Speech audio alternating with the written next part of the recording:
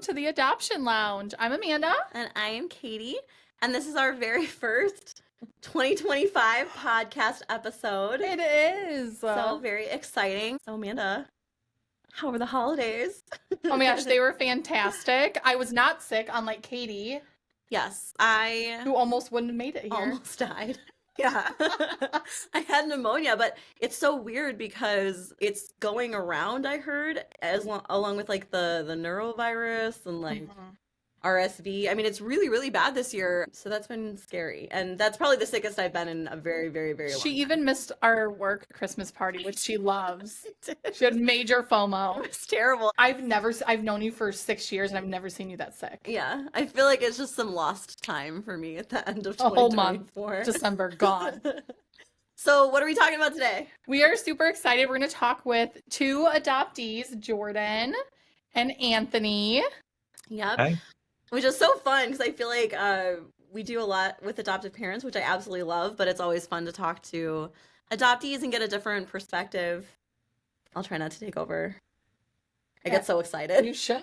You should. No. So do a little intro. Well, Welcome. Jordan boys. is our Jordan. podcast producer. Jordan's our podcast producer. Actually, it's funny because we should give him a shout out for putting up with our personalities. Oh, yeah. All the time. He's usually behind the scenes yelling at us, but here, never yelling, I'm just kidding. But here we'll get to hear a little bit of his story, which is so cool. Yes, and Anthony. You guys want to tell us a little bit about yourselves? Anthony, you want to go first? Sure. Yeah, so I'm Anthony. I'm Jordan's brother, and I'm currently in a graduate program for clinical psychology. So I'm an intern. I work with children at the moment as a childhood therapist, and I'm working on getting my degree completed pretty soon. Yeah, so I got a few more months, and then I get to take my test and be a full-time therapist. That is awesome. Yeah, congratulations. Thank you. I appreciate it. Jordy? Hi. Hi. So I'm Jordan.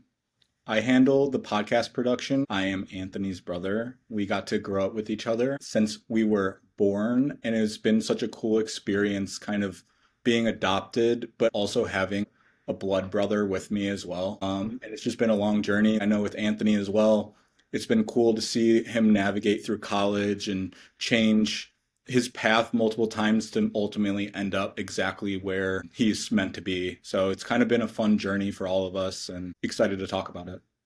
Yeah, we're so excited to have you. And I think one other interesting tidbit to tell everybody is you are actually both the sons of one of our owners of Angel and Lifelong Adoption, Carolyn. Yeah. So Yeah. that's She's pretty famously our mom. cool. Absolutely. I think it's a good way to put it.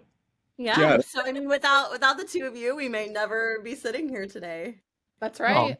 That's a weird thought to think about, but yeah. It's very weird. And seeing her put in as many hours as she did since we were so young and seeing where it started and what it transformed into was just an unbelievable experience to see, especially us both being adopted, our sister also being adopted with different biological parents, but still feeling just like a family all in the same.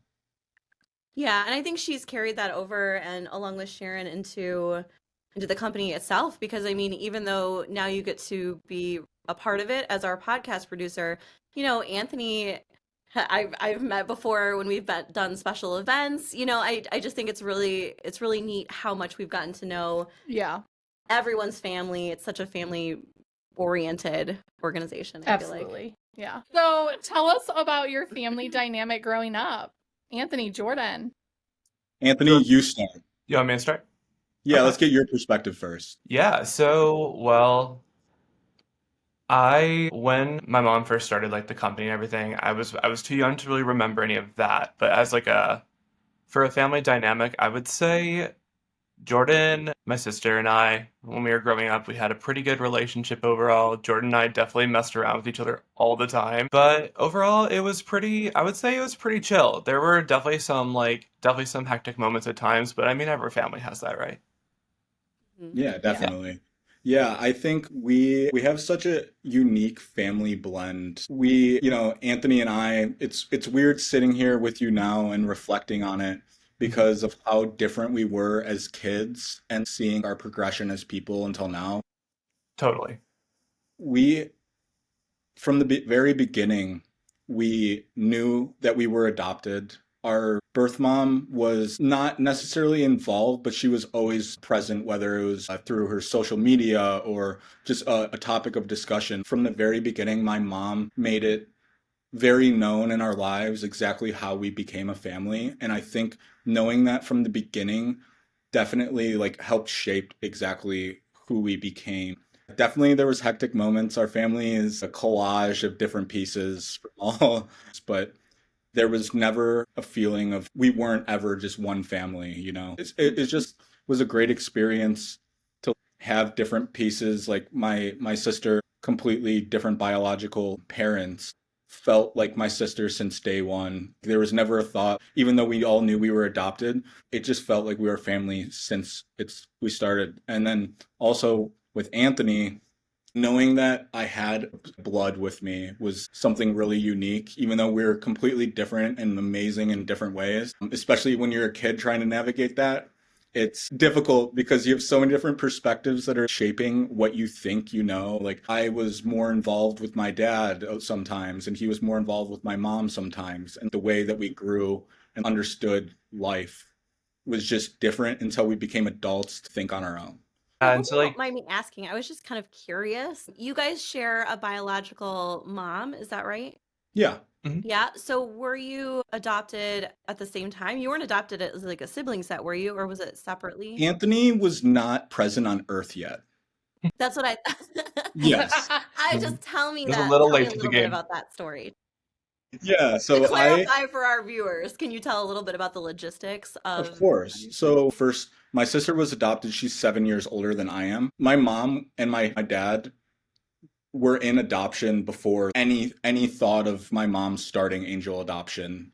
So our birth mom actually got an apartment that was that they paid for that was close to our house. I was born and Anthony was born both in McHenry.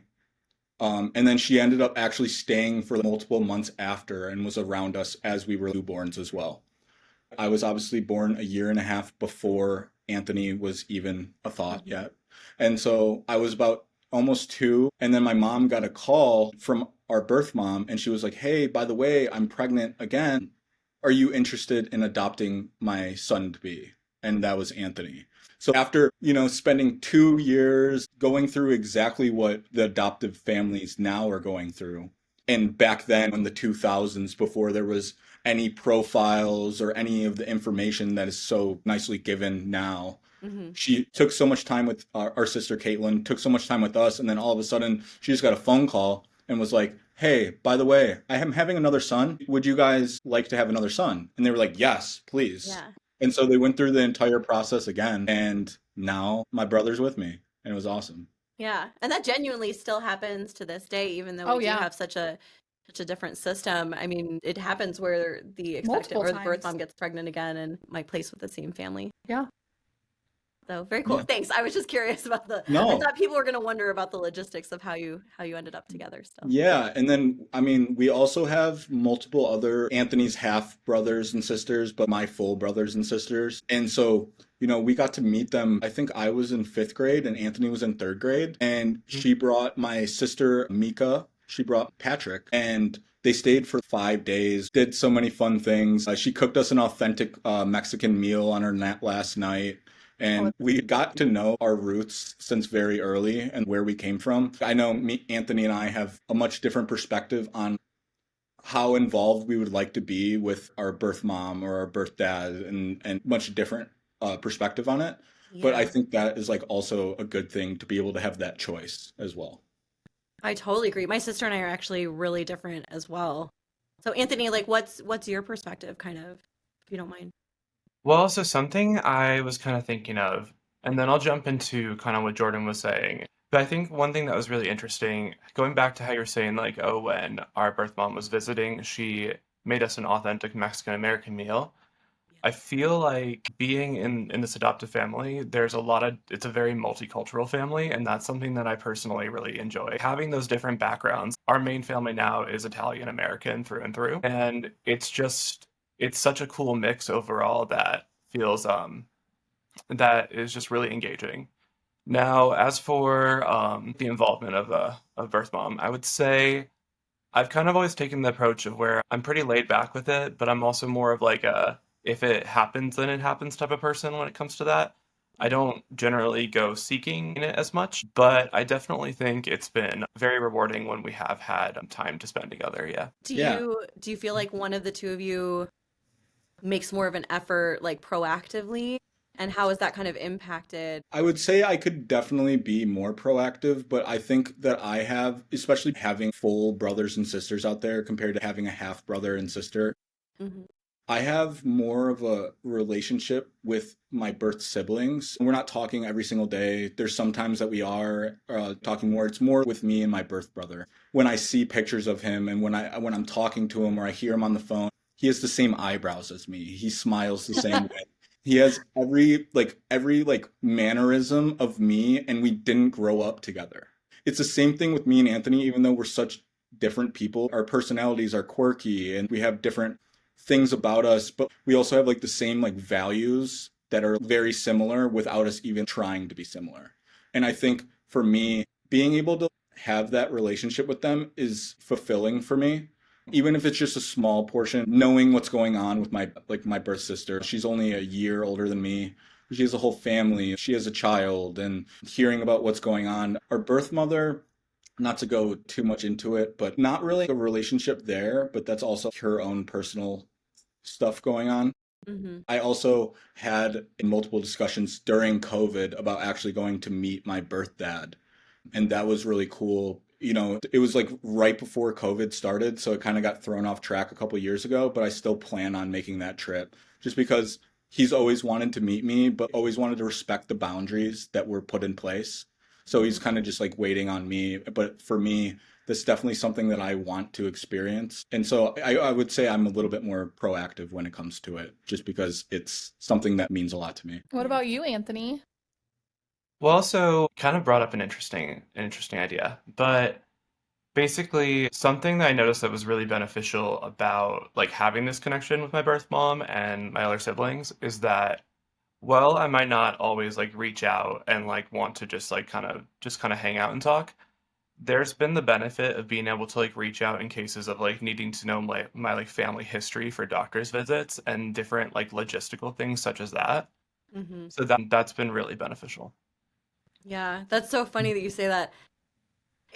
If I feel like when you grow up adopted, especially with adoptive parents that handle it in a pretty healthy way, so you know your Mhm. own story, it never is a big reveal, so it's just a part of who you are. You don't think about it all the time. And so, Absolutely. I remember being put in situations where I would get questions like that, I would answer, and then I would be like, wait, I don't actually know. Mhm. I don't Totally. actually know the answer to this. But like I just like, oh, like my mom's Irish, my dad's Czech, and I was like, oh wait, that only that only kind of applies to me. I mean, I can Right. still relate to it, but technically that's not my Yeah. actual makeup. So it's kind of interesting. Going into pediatric therapy, or I don't know if that's just your focus right now or if that's where you want to stay. Mhm. Do you like working with kids with backgrounds like in adoption? Do you feel like that's something that's kind of helped you help them? Well, so at the moment, I'm not currently working with any kids who have been adopted, but I Mhm. think just working with kids in general has been really, really rewarding. Not only are they insanely funny, gotta say that, they're so funny, but at the center where I work, we have like little spaces for them to run around, like go into like ball pits and things like that too. Oh, that's cool. And I think the thing that sometimes people will underestimate is how much growth a kid is able to make in this type of setting. But I've seen some of these kids have made just leaps and bounds over the time. So I think for kids who have been adopted, I could see the benefits of them going into like childhood therapy being really profound. And I would say on my end, it's been extremely rewarding. I have a question for you, Anthony.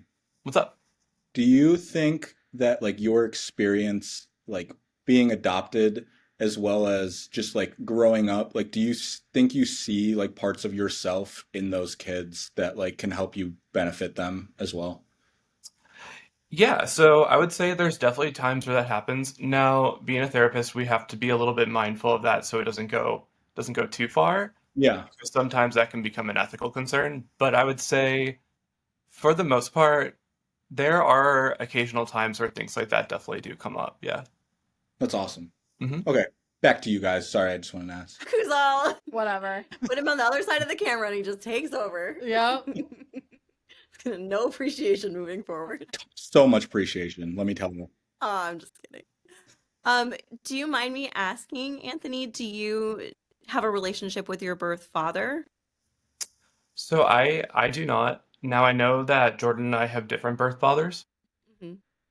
but I personally do not have a relationship with him. I'm honestly not even sure like of any other information about him, but I do know something that's interesting is that he comes from like Irish, Scottish, and English ancestry, so that's kind of cool. Oh, And we Katie do loves know that. we do know that he's tall and handsome, so we know that. There you go. There you go. No, I don't have any information about my birth father really either. I mean, I know his name and where he lives, and he's, I Mhm. believe, What he looks like, Scottish. right? Yeah, You saw pictures, right? yeah. Well, I know his biological daughter, so like my half sister. Yeah.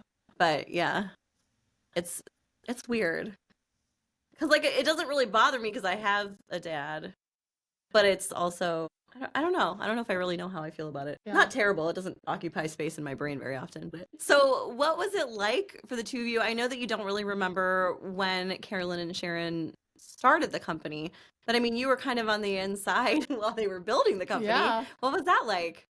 How old were you guys when Yeah. she started the company? Maybe like Well, 2? 6 and yeah. 4? Oh, you were older. I forgot. Well, it depends because I know they originally started, like when they were beginning the company, they started kind of just like out of the house, like kind of a Right. small business in that sense. Yeah. But I would say personally, I don't really remember much, so I'm gonna probably let Jordan take this one. All right, Because you were here just we so go. little. Here Here we we go. go. The beginning, so like Anthony, you definitely remember more than you think because you have to think about when we were in grade school and stuff and walking from grade school and going straight to the office once they were at that stage. But definitely in the beginning, I think it was after Anthony's adoption was finalized and seeing the process of how my mom and Sharon just kind of like, this process could probably be a lot better than it is. And that was the initial thought that was there. And then they were on the phones at our kitchen table every single day until they were like, okay, we're gonna move into, I'll call it an office, but it was an apartment above a coffee shop and with her and her other two really good friends. And because of how important adoption was in their lives, because Sharon, as you know, her children are adopted as well. Mhm. So for both of them, adoption is a deeply rooted foundation for how our families even came to be. So it's not like, oh, there's so much money to be made in adoption. It was more of like, this matters so much to us. We want to help families the same way our family was made and how our family was helped. So it started from the countertops. It went to the apartment building with 2 rooms and four of her best friends calling and figuring out the process as they went. They moved across the street to an actual office space. They grew their team to about 10 to 12 people, all people that we've known since we were born. Is that Like scary? these are all. Was that the one where the car drove through into I Carolyn's office? was it. I don't even Yeah. remember that. Oh my Yep. gosh. Well, it's at a really terrifying intersection in Cary. I mean, this is Mhm. all Yeah. Googleable, but Oh, I never stop. I never stop. I go straight through. well, you probably can now. Yeah. I'm kidding. Don't do that. Don't do that. But so I didn't know that happened, but that is insane. I'm gonna have to get some notes on Nobody that. got hurt, for the record. Nobody was in the Okay. office. It was on a kind of weekend. a miracle. Yeah. But yeah, so they were there for I don't know 3 or 4 years, maybe longer than that. I don't know. Longer. Time feels so weird compared to being a kid and then being an adult now. How fast it goes by now. Yes. But I remember vividly finishing school with Anthony and us walking across the train tracks to the business, being there until she was done. I'm talking like 10, 15 years of being in that business from 8 a.m. until 6 p.m. at night.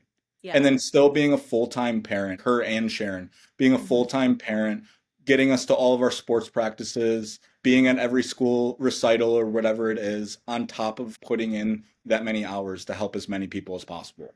And then, well, we get to 2015, 2016, and now they not only did they grow Angel Adoption into this national company, but then they started lifelong adoption as well. And both of those, since then, now we're talking almost 10 years since that all began. I mean, to see the amount of work that went into the progression to where we are now, to where we're in a podcast talking with each other, talking about the experience, like how we're even here right now, was the time and the blood and the sweat and the tears of Sharon and my mom being relentless and wanting to help as many people as possible. And now we're here, and it's just growing and growing even more. And I think it's good. It's been kind of a gradual growth, which I think is the best kind because it allows Yeah. everybody to make adjustments as you go. So I was just thinking about how we still have that picture of the newspaper article framed in this Yeah. office of the two of them.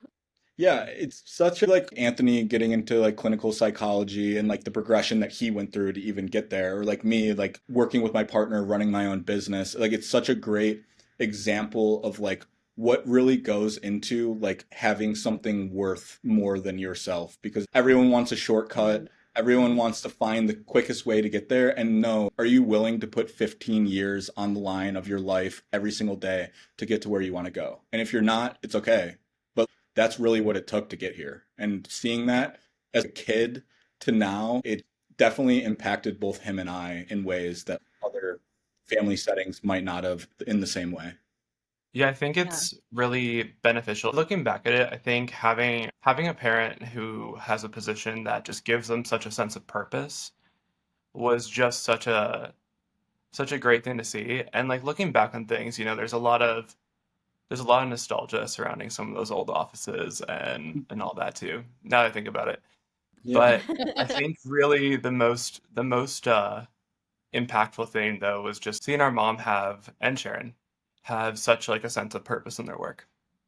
And Yeah. I have to mention too, we're talking a lot of the business side of what went into that, but also them having a purpose bigger than themselves, how it made them better parents. And just seeing, especially with the experience with my sister and what my sister went through, which, I'll let her get on the podcast and talk about it herself one day. For sure. But Caitlin, we're coming for you.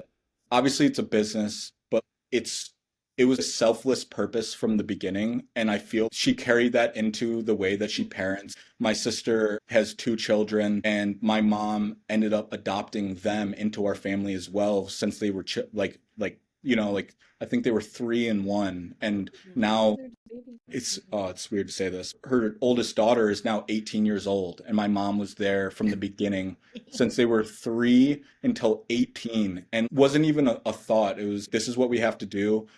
Our whole life is adoption already. Our whole family was built on adoption. And so the level of selflessness that went into all of the decisions to get us to where we are now, I think it definitely impacted the people that like Anthony and I both turned into. Yeah. That's awesome.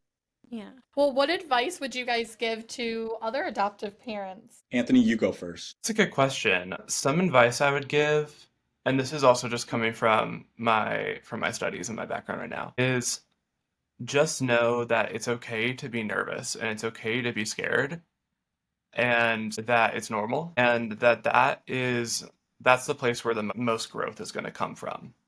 I would say just keep that in mind, because it doesn't mean that you might be like doing something wrong. It actually is probably a sign that you're on the right track. I like that. That's actually really great advice. Professional advice. Now you get to follow that up, Jordan. What's your advice? I'm processing what Anthony just said, because I feel Because like it was so profound. I was just therapized in real time. To say this is clinically professional advice. Yeah. So I'm going to give my non-professional opinion right now. Following his up, I should have went first. But Well, Amanda did that on purpose. I would say, this is just my own experience with my family, and their openness and choice to like be communicative since the beginning helped us like form our identity since we were young, instead of like questioning a lot of things that like were out of our control. And so I would say for like adoptive families, think about the values that are like important to yourself And if you value communication and you value openness and you value these things, start that with your child from the earliest stage as possible. Because out of all the things that we couldn't control in our lives, how our family dynamics were or weren't, the one thing that we could control was where we came from. And like knowing those things helped in a lot of situations, probably subconsciously. And so I would say definitely evaluate your own personal beliefs and your value systems yourself, and then think about that in terms of what you want your child. Yeah.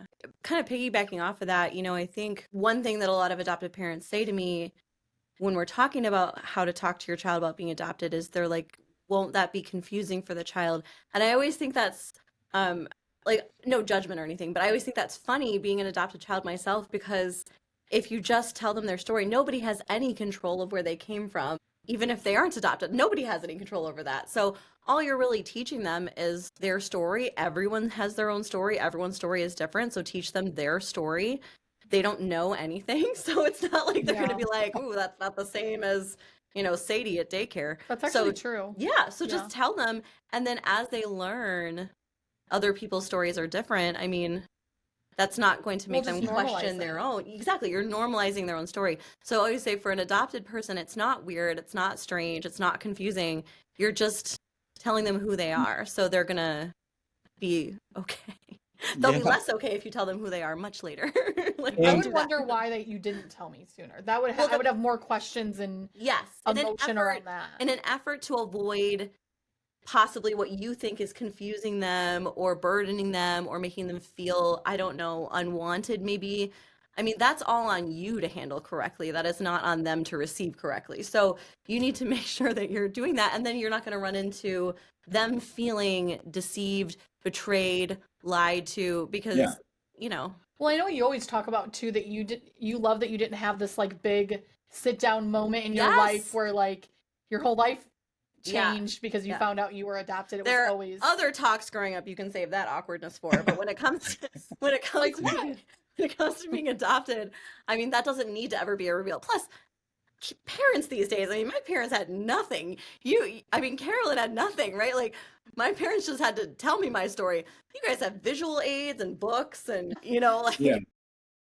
the cute little kids books, like, let's learn about Sally's adopt. Like, we didn't have any of that, and they still did fine. So I think you brought up such a good point about the separation between how a parent feels about the situation and what the child should or should not feel, keeping them separate. And I know it's so much easier just to talk about here than it is in real time. I'm sure my mom understands this and your mom understands that. Yeah, there's so many have to be hard. I mean, I feel like don't put that on yourself either. Yeah, I remember my mom still talks about it, about how she has very little memory of me being born and the time after that, because she was so concerned that my birth mother might still want me. That process is going to change you in ways that you might not understand.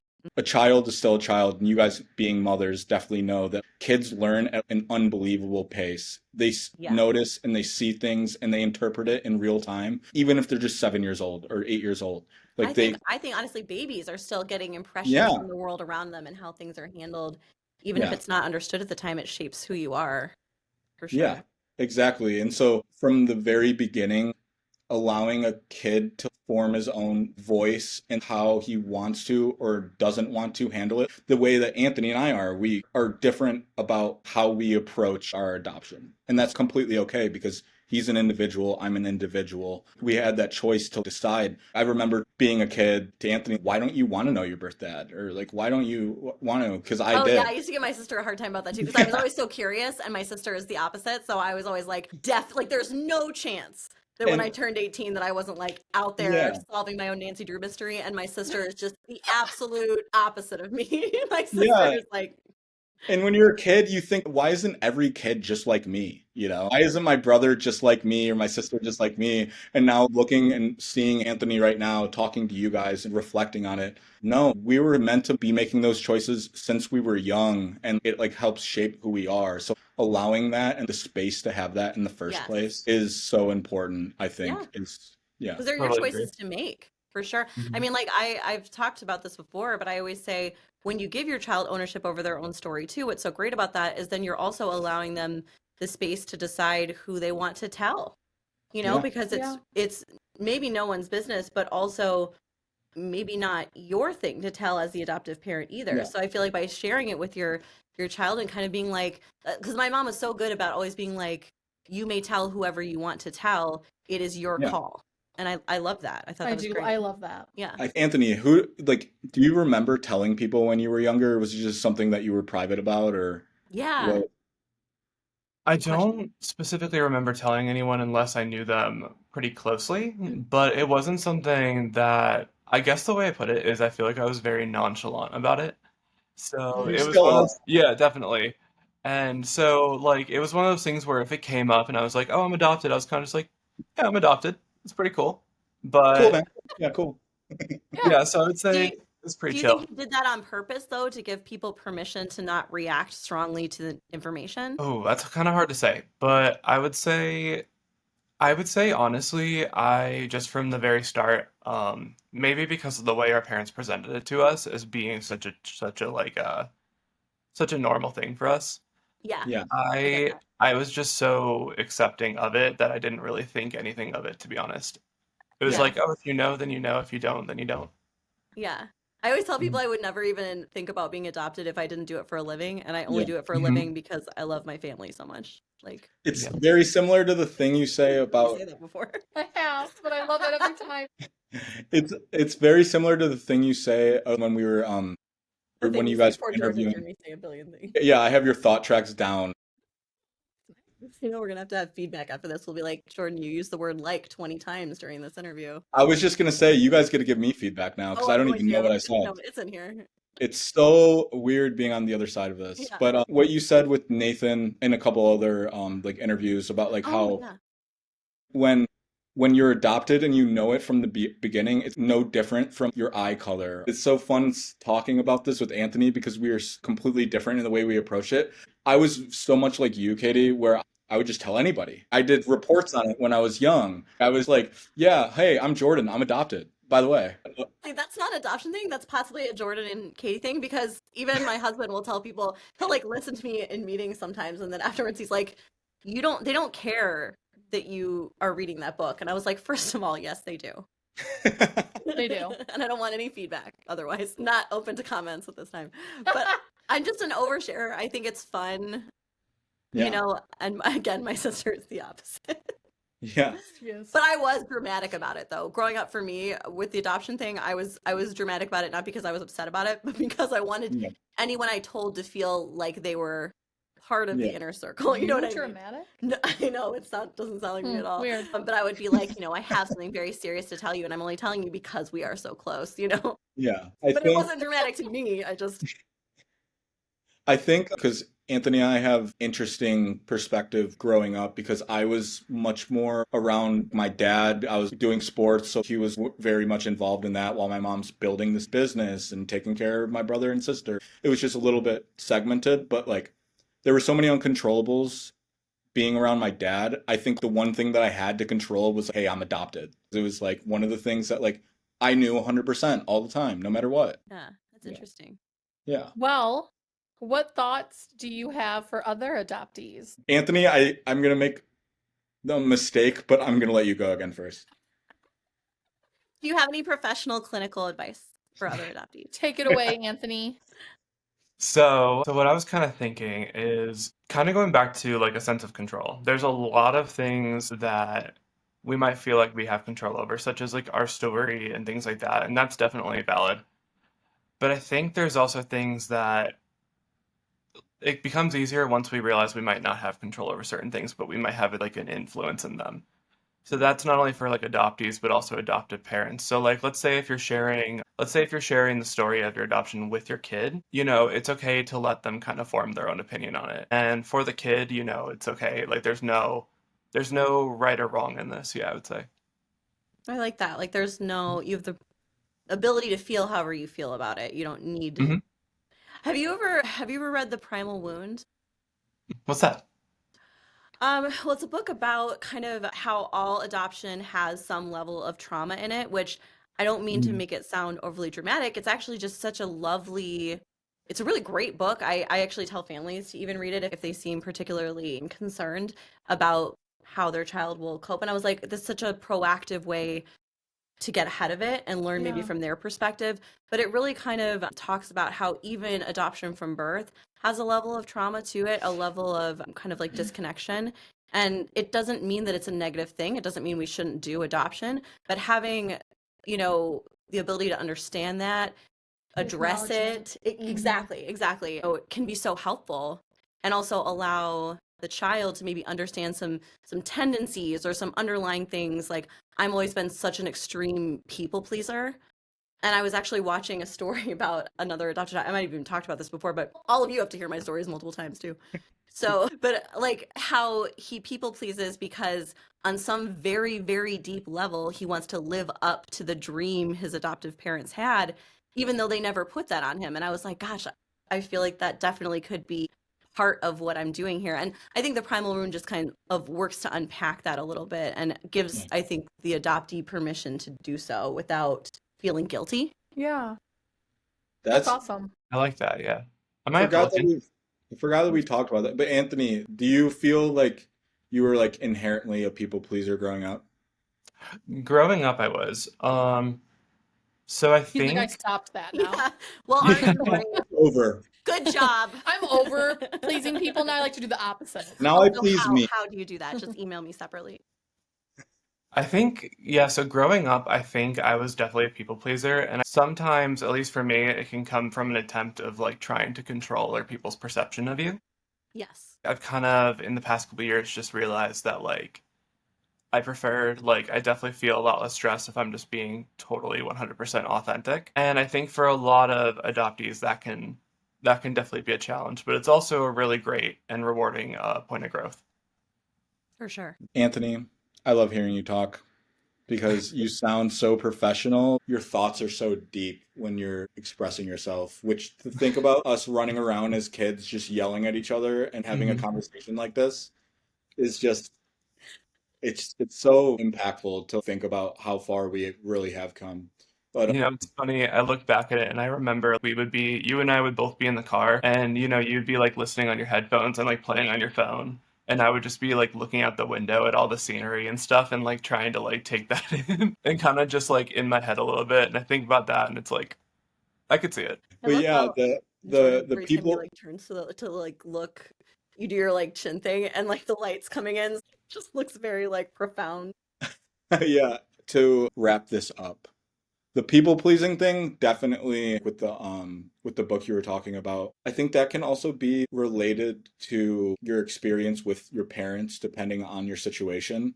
Because I was more, I guess, involved with my dad in ways. And so it was already, it's not, I don't think it was just an adoptive trait. I think it was always trying to meet that expectation, or that could just happen in an unfamily setting as well.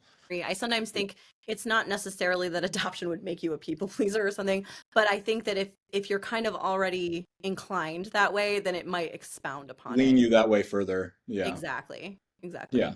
That makes and sense. Don't wrap this up. You don't get to wrap this up. Amanda and I wrap this up. That's right. There's some overstepping there. I think. You're right. I will edit it out.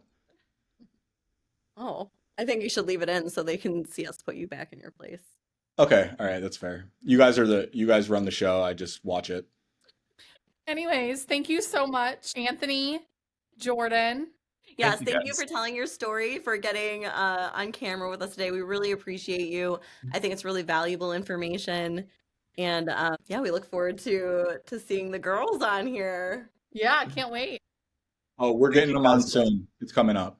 Thank you, guys. Yeah. Yeah, I'm thank very you. grateful All right, for bye, both of you, for all of you. Aw, Thank you. Oh. bye, guys. Bye, guys. So yeah, So next I can't time- wait to do the second podcast in 2025. I know. I'm hoping for a really positive year, feeling good about it, and I'm excited to see all the people we're gonna get to talk to. Yeah, so Come exciting. here. So stay with us. Other than that, everybody have a wonderful, wonderful January. Happy New Year, and stay warm.